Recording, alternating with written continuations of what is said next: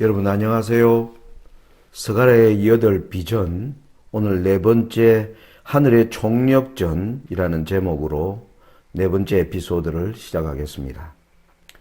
제목이 갖는 무게가 여러분 어떠신지요? 제가 이 제목을 하늘의 총력전이라 정하면서 이 제목만큼이나 내용의 강의를 통해서 그 의미가 잘 전달되었으면 하는 바람입니다. 엘렌 G. 화이트는 이 스가랴에게 보여주시는 하나님의 8비전이 우리에게 어떠한 의미가 있는지를 선지자왕 580페이지에 다음과 같이 기록하고 있습니다. 학기의 마지막 기별이 전달된 지 2달 후에 스가랴는 지상에서의 하나님의 사업에 관한 일련의 계시를 받았다. 그 기별은 비유와 상징으로 주어졌고 또 암담하고 고통스러운 때에 주어졌는데 그 기별은 이스라엘의 하나님의 이름으로 전진하고 있는 사람들에게 특별한 의미가 있었다.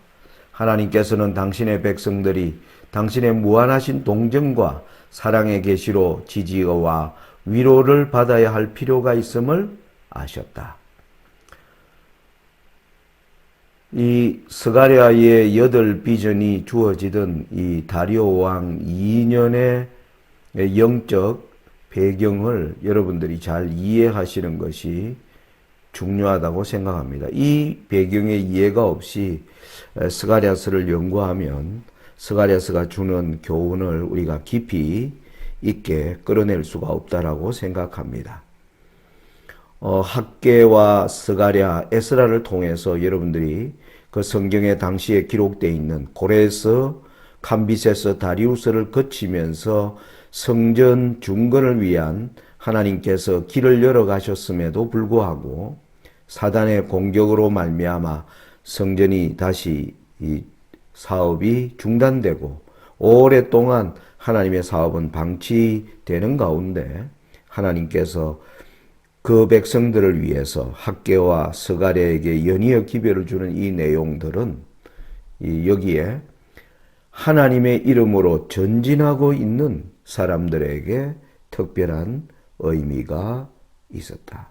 오늘날 하나님의 사업이 지금 우리는 지성소에서 이루어지는 성소 정결의 사역이 지체되는 것을 보고 있는 가운데 과연 이 사역이 어떻게 될 것인가에 관하여 깊은 영적 고민과 또 하나님께 우리 자신의 운명을 두고 탄원하며 또 주의 주시는 모든 명령들을 우리가 어떻게 수행할 수 있을 것인가를 기도하는, 그리고 가운데 전진하고자 하는 백성들에게 이 기별들이 주는 교훈은 크다라고 선지자는 말하고 있습니다. 그래서 우리가 지난번 첫 번째 이제 이상에 관한 내용들을 우리가 공부를 하면서 이 다리오 왕 2년까지 계속적으로 오랫동안 하나님의 사업이 방치되어 있는 가운데 하나님의 학개 선지자에게 여러 차례 임하면서 다시 여호수아와 스룹바벨의 마음을 감동시키시고 거기에서 남은 무리가 이제 생겨나고 그들을 통하여 다시 성전 공사가 재개될 수 있는 길들을 열어가시기 위하여 하나님께서 얼마나 분주히 일하셨는가. 그 하나님과 함께한 하나님의 천사들의 모습이 바로 첫째 비전에 관한 내용이었습니다. 화석류 나무 사이에선 여호와의 사자와 홍마와 자마와 백마로 구성되어 있는 천사들이 이 온 땅을 다니면서 하나님의 사역에 대하여 어떠한 나라도 어떠한 백성들도 준비되어 있지 않는 그러한 슬픈 보고들을 올렸을 때 하나님께서 낙심한 천사들에게 그들에게 선한 말씀, 위로하는 말씀으로 그들을 격려하시는 모습이 바로 첫 번째 비전이었습니다. 그래서 그 제목을 천사들을 격려하시는 하나님, 그렇게 제가 제목을 붙였고요. 오늘은 이제 두 번째 비전에 관한 내용이 되겠습니다. 두 번째 내용은 스가랴 1장 18절로 21절인데 짧은 내용입니다. 짧은 내용이지만은 그 안에 있는 내용은 아주 깊이 있는 내용들을 저는 다루고 있다라고 생각을 합니다. 읽어 보겠습니다. 내가 눈을 들어 본적 내 뿔이 보이기로 이에 내게 말하는 천사에게 묻되 이들이 무엇이니까? 내게 대답하되 이들은 유다와 이스라엘과 예루살렘을 해친 뿔이니라. 때 여호와께서 공장 4명을 내게 보이시기로 내가 가로되 그들이 무엇하러 왔나이까 하매 대답하여 가라사대 그 뿔들이 유다를 해쳐서 사람으로 능히 머리를 들지 못하게 하니 이 공장들이 와서 그것들을 두렵게 하고 이전의 뿔들을 들어 유다 땅을 해친 열국의 뿔을 떨어치려 하느니라 하시더라. 내용을 본적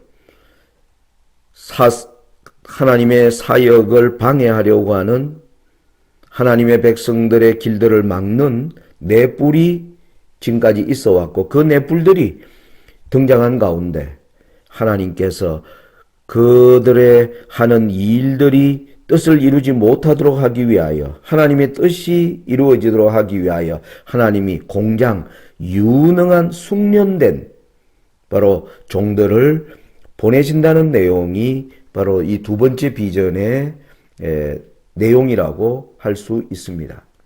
우리 재림교회는 본교 성경주석 8권 842페이지에 우리 재림교단은 이 두 번째 이상에 관하여 다음과 같이 설명하고 있습니다.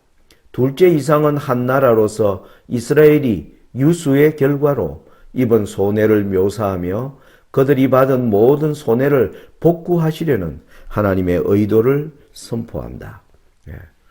이스라엘 백성들이 바벨론 유수를 경험했습니다. 유수라는 말은 포로로 잡혀가는 그 일에 사단의 앞잡이가 된 수많은 이 뿔들로 인해서 이 유다 백성들이 하나님의 백성들이 입었던 그 수많은 손실들을 하나님께서 내 능숙한 내 공장들을 통하여 복구시키려고 한다.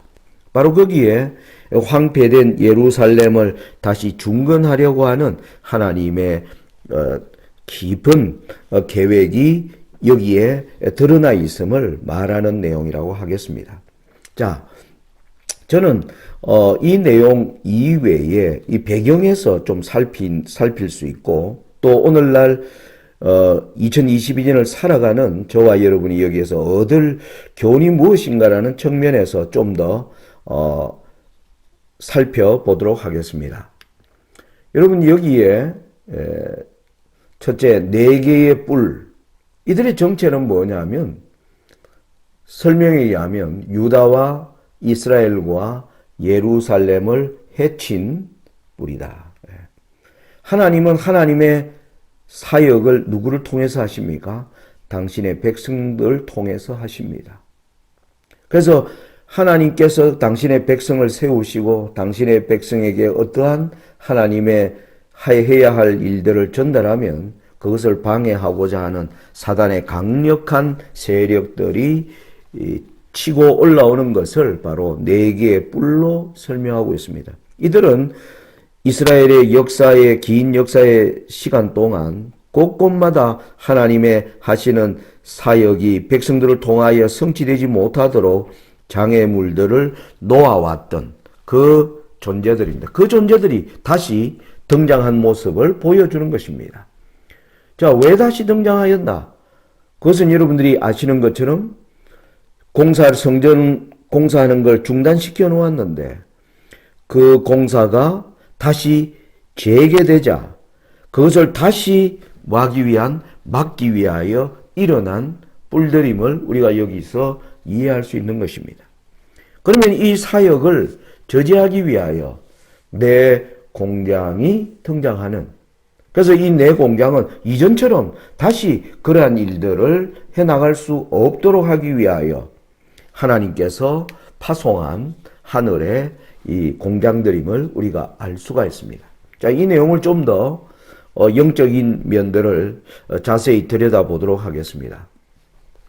여러분 다리오 왕 2년에 일어난 일들을 자세히 우리가 살펴보는 것은 중요하다. 지난 세 번째 에피소드에서 강조를 해드렸습니다. 여기 다시 학계에게 임했던 6월 1일, 6월 24일, 7월 21일, 그리고 8월에 스가랴에게 말씀이 임하고, 그리고 9월 24일에 다시 학계에게 말씀이 임하고, 11월 24일에 스가랴에게 말씀이 임했는데 그것이 지금 우리가 연구하는 8개의 비전으로 나타난 사실입니다.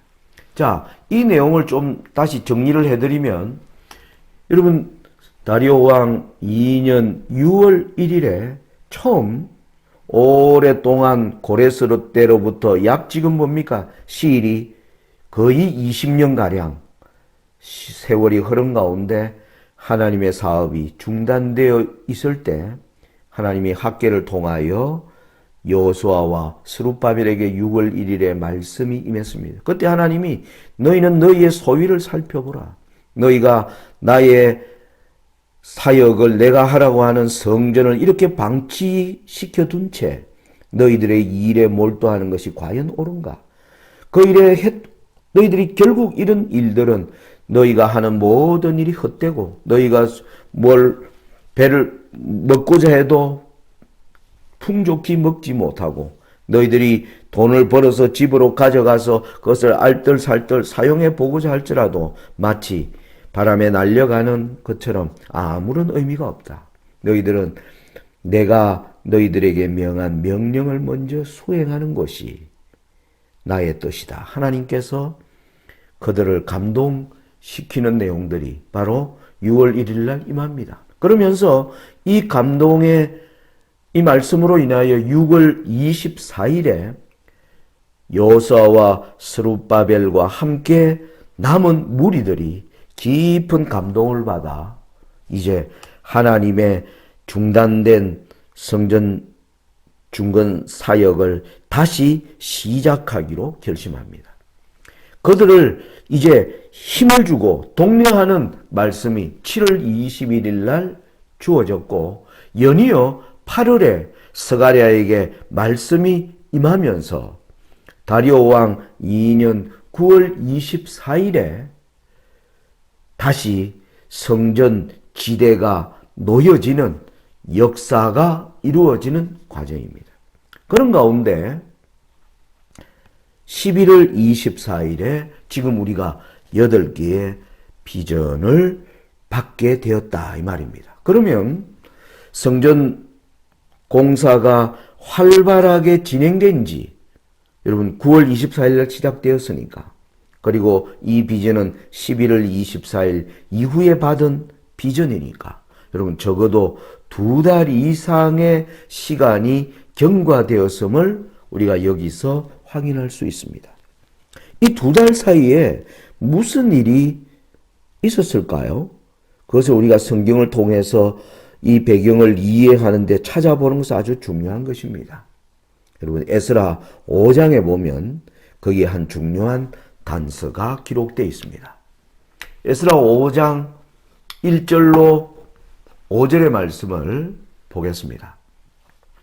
선지자들 곧 선지자 학계와 이또의 손자 스가랴가 이스라엘 하나님의 이름을 받들어 유다와 예루살렘에 거하는 유다 사람들에게 예언하였더니 이에 스알디엘의 아들 스룹바벨과 요사닥의 아들 예수아가 일어나 예루살렘 하나님의 전 건축하기를 시작하며 하나님의 선지자들이 함께하여 돕더니 여러분 이 말씀 이해되시죠? 우리가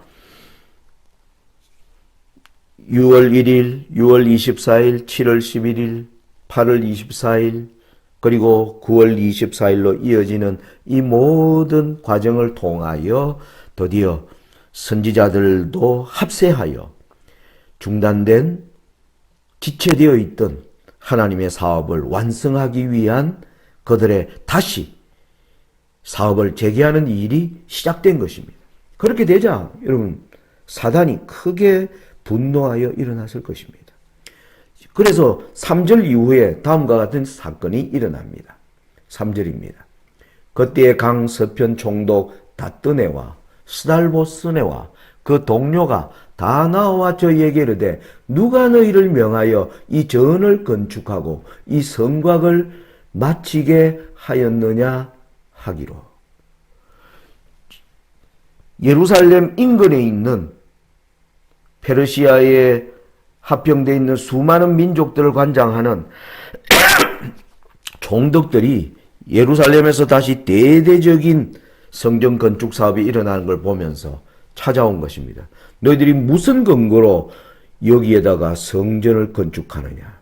여러분, 고레스로 말미암아 내린 조서는 그때로부터 약 20년 전에 일어난 일이니 누구도 기억하지 않습니다. 여러분, 이방 민족들이 예루살렘에 특별히 자기 나라 일들도 여러분 고대 시대에 20년이 지나면 무슨 일이 있었는지 기억하지 못하는데 이웃 민족들에게 일어난 일들에 관하여 옆에 있는 민족들이 알 리가 없죠. 그래서 그들이 이 일을 왕의 허가를 받고 하는 것인지 도대체 어디에 근거하여 이 건축을 시작하는지를 이제 물어오기 시작한 것입니다. 그러면서 4절에 우리가 이 건축하는 자의 이름을 고하였으나 하나님이 유다 장로들을 돌아보셨으므로 저희가 능히 역사를 패하게 못하고 이 일을 다리오에게 고하고 그 답조가 오기를 기다렸더라. 아마 여러분 우리가 여기서 상상할 수 있는 내용은 옆에 민족들이 왜 이 공사를 했느냐 물었을 때 분명히 그렇게 답했을 겁니다. 약 20여 년 전에, 정확히 따지면 여러분 18년, 19년 전이죠. 고레스 왕 원년에 예루살렘 성전을 중건하라는 조서가 내렸다. 우리가 그 조서를 받아 이 땅에 왔다. 그런데 여러 여차여차한 일들이 있어 오랫동안 중지되어 있었는데 다시 하나님께서 우리에게 이 성전을 재건하라는 그 명령이 있어서 우리가 이것을 공사를 시작하게 되었다. 그러면서 여호수아와 스룹바벨이 어떠한 타이틀을 가지고 왕으로부터 왔는지를 쭉 얘기한 겁니다. 그런데 이방 민족들이 거기에 대한 근거를 기억할 리도 없고 그 근거가 서류상으로 남아있을 리도 없고 이게 이제 문제가 된 거예요. 그런데 여러분 5절에 보면 하나님이 유다 장로들을 돌아보셨으므로 저희가 능히 역사를 패하게 못하고 이 일을 다리오에게 고하고 그 답조가 오기를 기다렸더라. 원래는 이 공사가 왕으로부터 다시 그러면 제가 된다고 하는 이러한 허락을 너희가 얻어야 되지 않느냐 이렇게 제안을 하면서 그 제가를 우리가 얻기까지 너희들은 이 공사를 중단하라라고 할 수가 있는 것입니다. 그런데 유다 장로를 돌아보셨다는 말은 하나님은 유다 백성들의 상태를 불쌍히 여기셨다는 겁니다. 여러분 생각해 보세요. 고레스 대왕이 성전 중건에 조서를 내리는 위대한 일을 했지만 어려운 일이 오니까 이스라엘 백성들이 어떻게 해버렸습니까? 하나님의 공사를 중단해 버렸습니다.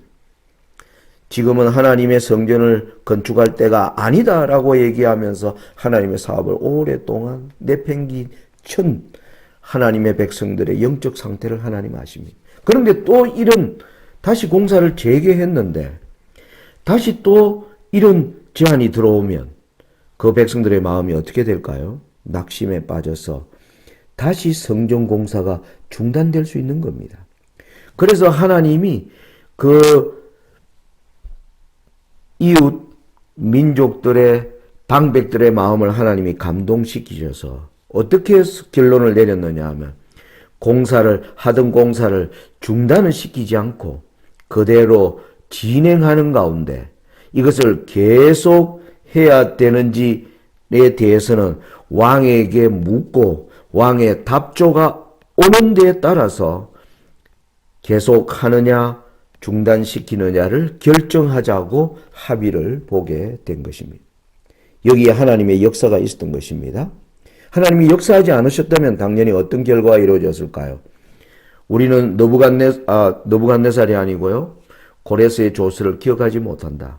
그리고 다리오 왕이 여기에 대하여 확인해 주기까지는 너희들이 이 공사를 하는 것을 우리는 결코 두고 볼 수 없다. 이렇게 나올 수 있는 것이에요. 근데 하나님의 도우심으로 공사는 진행하되 다리오 왕에게 여쭈어 보자, 사실 여부를. 그리고 이 공사를 다시 시작해도 되는지에 대한 여부를. 여러분, 이렇게 되었을 때 이스라엘 백성들의 마음이 어땠을까요? 사단이 그 백성들의 마음에 여러 가지 생각을 집어넣어 주었을 것입니다. 어떤 사람, 믿음이 연약한 사람들은 이 공사를 다시 시작해봐야 결국 왕이 하지 말라 하면 지금까지 헛고생을 우리가 한 것이 아닌가. 차라리 왕의 조서가 오기까지 공사를 계속하지 말고 기다리고 있자. 이렇게 생각하는 사람도 많이 있었을 것이고 여러 생각들이 생겨날 것이고 그들의 마음속에 사단이 끊임없는 유혹과 어두운 생각들을 불러넣을 것이 분명한 것입니다. 하나님 입장에서는 이것이 하나님의 백성들에게 일대 위기였습니다.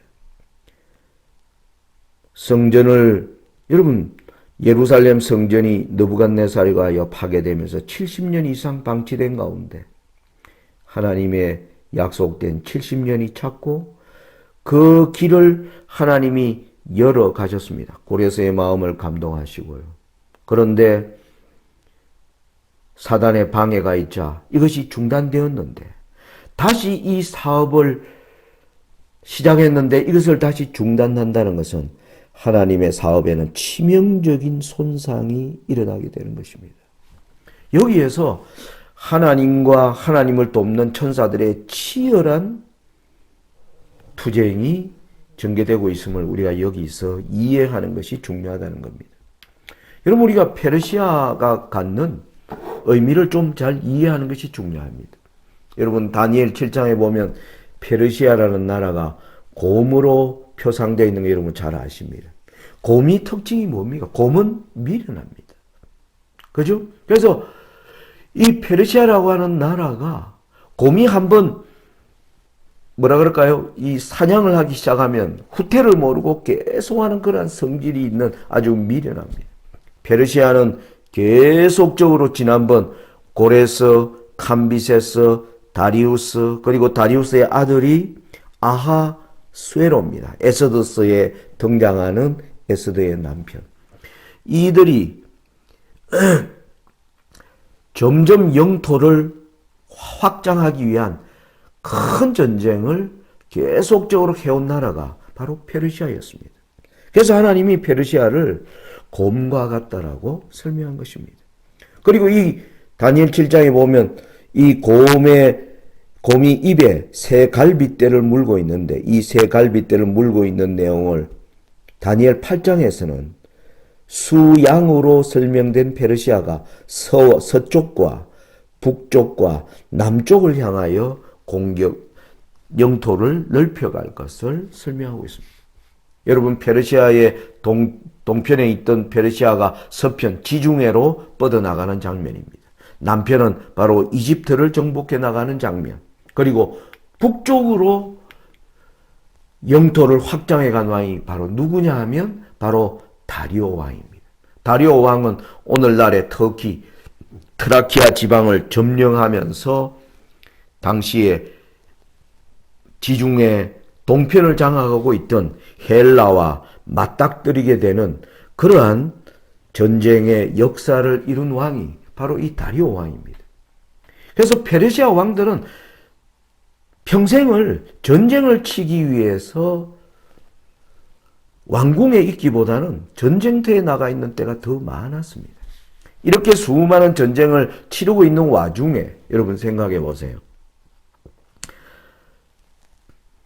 성전 공사를 다시 재개한 것에 대하여 왕에게 그것을 다시 하라고 하는 그 허가를 얻고자 하는 그러한 노력이 과연 쉬운 결과를 가져올 수 있겠는가 하는 것입니다. 여러분, 이방의 나라의 왕들이 고레스 왕은 어찌하여 하나님의 영의 감동을 받아 예루살렘 성전을 건축하게 하였다 할지라도 그 이후에 20년의 세월이 흘러서 감빗에서 다리우스 왕에 이르기까지 그 정신이 어떻게 이어졌다라고 누구도 설명할 수 없습니다. 그리고 그 나라가 지금 다른 나라와 큰 전쟁을 앞두고 있습니다. 이 큰 전쟁을 앞두고 있는데 그들이 포로잡은 민족들이 그들을 위한 신의 성전을 건축한다고 하는 이러한 소식이 왕의 마음에 여러분 기쁜 소식이 될까요? 골치 아픈 이야기가 될까요? 분명히 이것은 골치 아픈 이야기가 될 것입니다. 그러면 왕이 그 공사를 중단하라고 할 수도 있는 것이고 또한 고레스로 말미암아 내린 조서를 다시 한번 확인하는 이 모든 번잡스러운 일들을 과연 이방의 왕 다리오 왕이 과연 이 일을 잘 하나님의 백성들의 뜻대로 이루어질 것인가 하는 것을 기대하는 것은 굉장히 어려운 여건이었다. 사실 실질적인 여건은 굉장히 암담했습니다.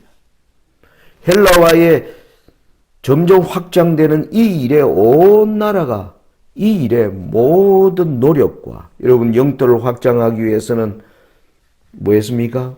자금이 있어야 되고 충분한 식량이 있어야 되고 그리고 충분한 군사가 있어야 되는 이 중차대한 일에 이방 민족들이 그들을 위한 신전을 다시 건축하는 일에 왕이 그 일을 다시 허가한다. 생각하기 어려운 상황입니다. 이것이 이 사건을 두고 내 뿔과 내 공장 간의 치열한 영적 싸움이었다라는 것을 우리가 알 수가 있는 것이죠. 가까스로 재개된 성소 중건 사역에 대한 사단의 치밀한 방해 공작으로 다시 교착 상태에 빠질 수밖에 없는 상황을 어떻게 해결하느냐가 하늘에서 파견된 공장들의 막중한 과제였습니다. 여러분 무슨 말인지 아시겠죠? 하나님이 내 공장을 파송할 때 그들에게 이것은 정말 아주 중요한 우리의 이 성전이 재건되느냐 재건되지 않느냐는 이 투쟁에 있어서 중요한 결과를 맞이하는 때에 내 공장으로 하여금 다리오 왕의 마음을 잘 감동시켜서 이 성전 공사를 재개하도록 조서를 내리도록 하는 것이 이 공장들이 가지는 사명이었습니다.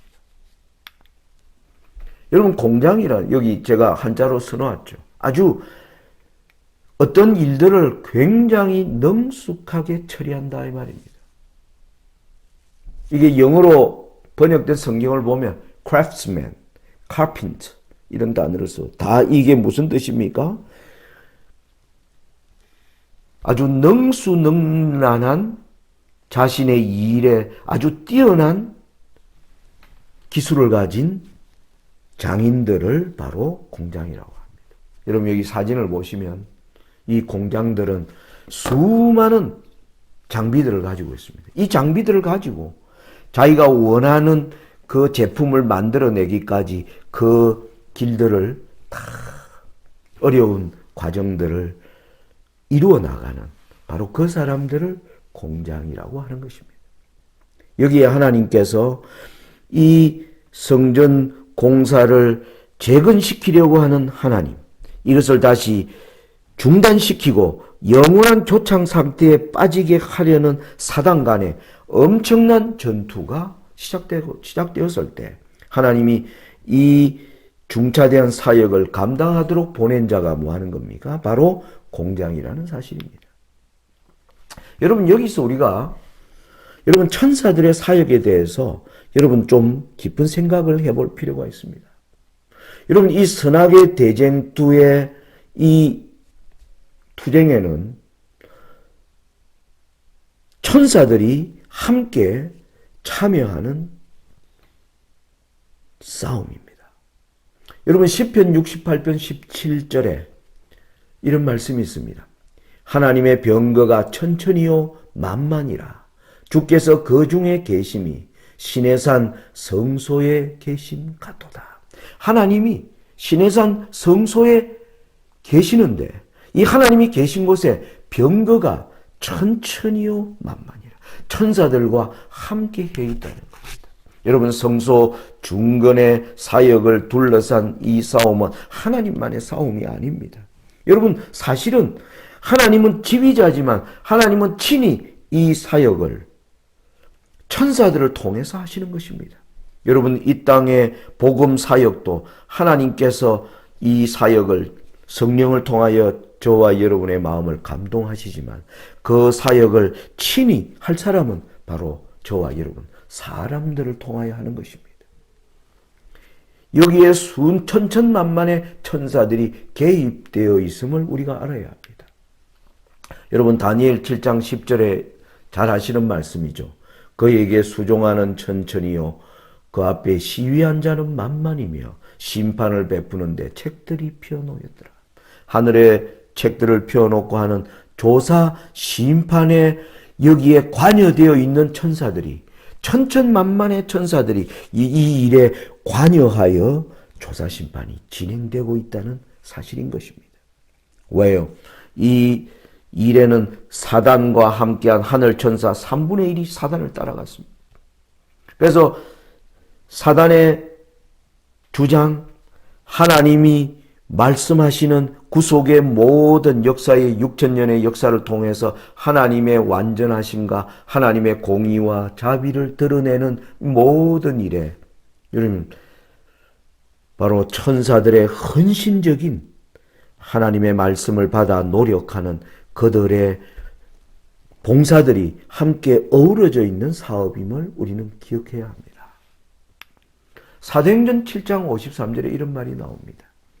너희가 천사의 전한 율법을 받고도 지키지 아니하였도다 하니라.